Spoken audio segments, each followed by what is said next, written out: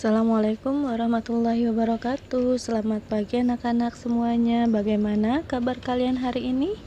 Alhamdulillah, jika kalian dalam keadaan sehat ya. Nah, sebelum belajar kita berdoa terlebih dahulu. Berdoa dimulai. Berdoa selesai. Hari ini kita lanjutkan pembelajaran tematik tema 1, subtema 3, yakni pembelajaran ke-1. Kemarin kita sudah belajarkan tentang gagasan pokok dan gagasan penjelas pada teks bacaan. Nah, hari ini Ibu akan menjelaskan tentang gagasan pokok dan gagasan pendukung dalam teks lisan ya.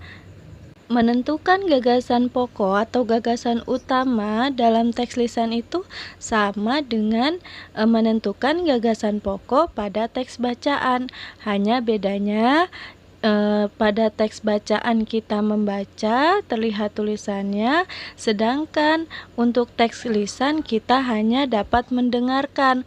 Tapi apa yang kita dengarkan itu nanti kalian bisa pahami dan kalian bisa tentukan gagasan pokoknya.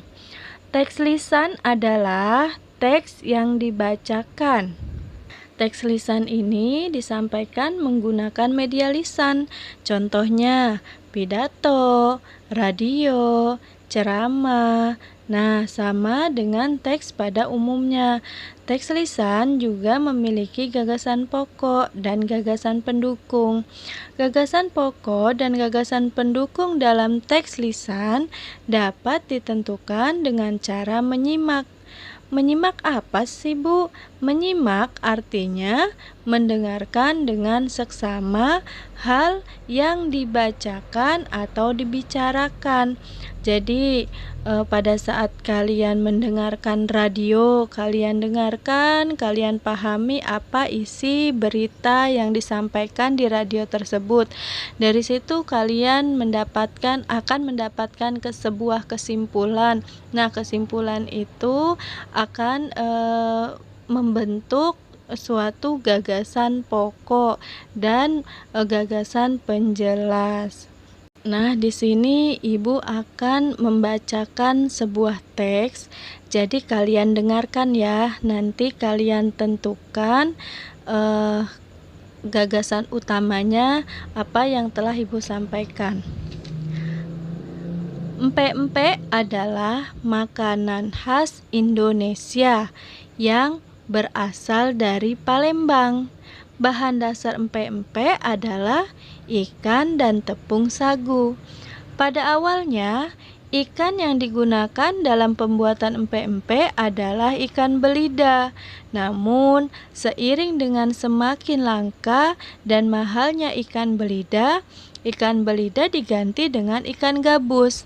Empek-empek disajikan bersama saus berwarna hitam kecoklatan yang biasa disebut cuko. Saus ini dibuat dari campuran gula merah, ebi, cabai, bawang putih, dan garam.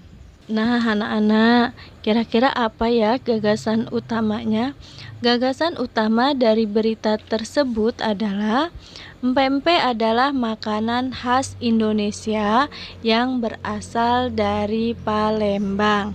Ya, ini adalah gagasan utama yang tadi cerita yang telah Ibu sampaikan. Nah, jika kalian belum paham, kalian bisa mengulang lagi berita yang tadi Ibu sampaikan sampai kalian memahami dengan baik. Nah, anak-anak semua, kita lanjut ke pemantulan bunyi. Kalian sudah mendengarkan apa itu bunyi? Ya, minggu lalu kita belajar bunyi. Bunyi adalah suara yang berasal dari benda yang bergetar. Coba ingat-ingat lagi. Ini ada di pembelajaran atau subtema pertama. Nah, hari ini kita belajar tentang pemantulan bunyi. Pemantulan bunyi terjadi ketika bunyi mengenai dinding atau permukaan yang keras. Contohnya, batu, besi, seng, ataupun kaca. Hukum pemantulan bunyi sama seperti hukum pemantulan cahaya. Berikut penjelasannya. Bunyi datang, bunyi pantul, dan garis normal terletak pada satu bidang datar. Yang kedua yaitu besar sudut datang sama dengan besar sudut pantul. Jadi gelombang bunyi datang, kemudian memantul ke gelombang bunyi pantul. Selain ada hukum pemantulan bunyi, di sini juga ada macam-macam bunyi. Ada gaung dan gema. Gaung adalah pantulan bunyi yang terdengar hampir bersamaan dengan bunyi asli, sehingga terdengar kurang jelas.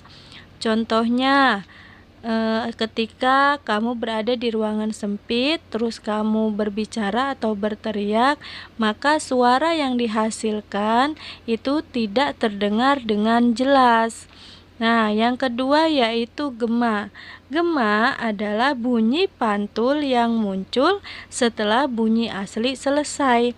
Bunyi pantul terjadi karena bunyi pantulan oleh benda yang jaraknya sangat jauh dengan sumber bunyi. Contohnya, ketika kamu berteriak di dalam goa, pasti akan suaranya itu berulang-ulang. Itu adalah gema. Nah, di sini adalah contoh suara gema dan suara gaung. Kalian perhatikan ya.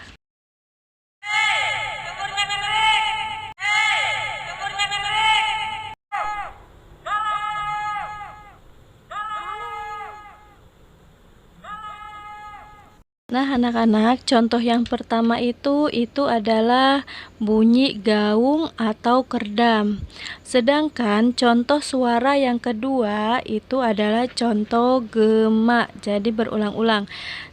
Kalian perhatikan kembali agar kalian bisa membedakan antara gema dan gaung atau kerdam.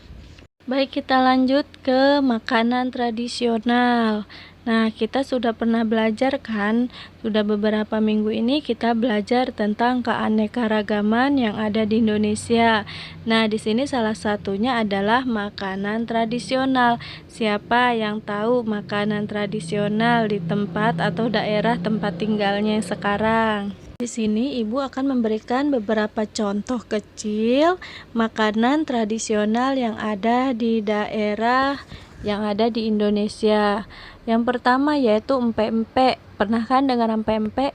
Nah, empek-empek itu makanan dari Palembang, dari Provinsi Sumatera Selatan. Sedangkan ada rendang. Rendang itu berasal dari Padang. Provinsinya yaitu Sumatera Barat. Kemudian ada gudeg. Nah, pernah dengar kan gudeg yang rasanya manis? Nah, gudeg itu berasal dari Yogyakarta, yaitu Provinsi Jawa Timur. Kemudian ada kerak telur. Kerak telur itu berasal dari Jakarta. Ada lagi yaitu ayam betutu. Ayam betutu ini berasal dari Bali. Nah, ini adalah contoh kecil. Contoh kecil dari makanan-makanan yang ada di daerah di Indonesia. Masih banyak lagi yang lainnya makanan-makanan yang ada di Indonesia. Kalian bisa tanya sama mama atau sama ayah di rumah apa saja makanan yang ada di daerah kalian atau daerah tempat tinggal ayah bunda kalian. Nah, untuk tugas hari ini coba kalian buka halaman 73.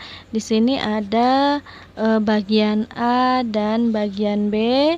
Silahkan kalian kerjakan ya. Nanti hasilnya dikirim ke Ibu. Terima kasih.